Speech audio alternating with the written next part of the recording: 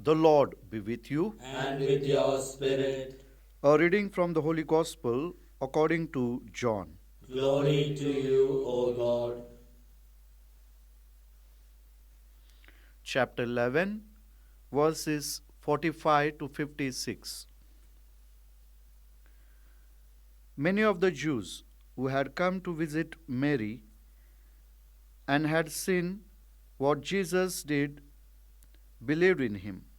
But some of them went to tell the Pharisees what had done.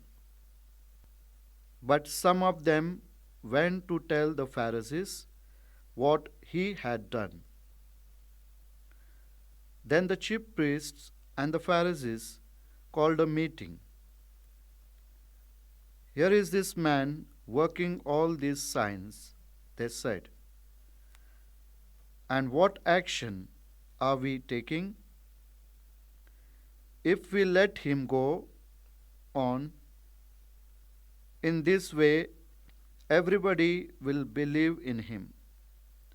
And the Romans will come and destroy the holy place and our nation.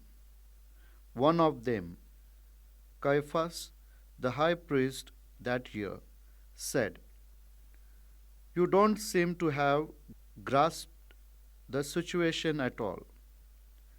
You fail to see that it is better for one man to die for the people than for the whole nation to be destroyed."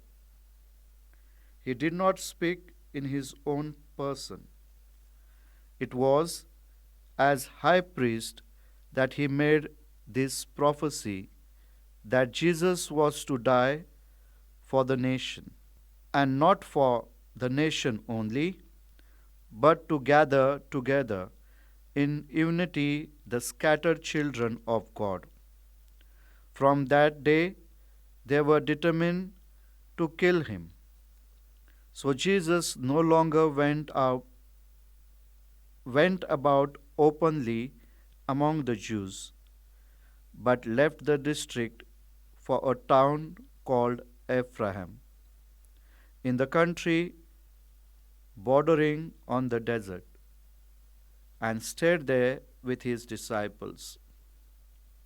The Jewish Passover drew near, and many of the country people who had gone up to Jerusalem to purify themselves looked out for Jesus, saying to one another as they stood about in the temple, "What do you think? Will he come to the festival or not?" The Gospel of the Lord. Praise to you, Lord Jesus Christ.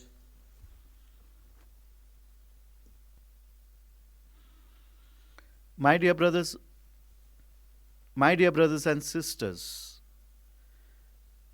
we have just heard in today's Gospel, John chapter 11, verses 45 to 56.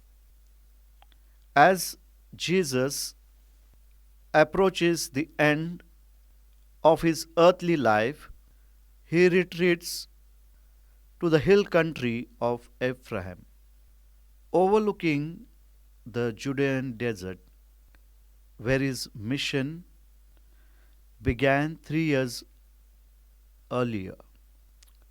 Passage through the wilderness was an integral part of his mission, as it was for Moses and the Jewish people as they made their way towards the promised land.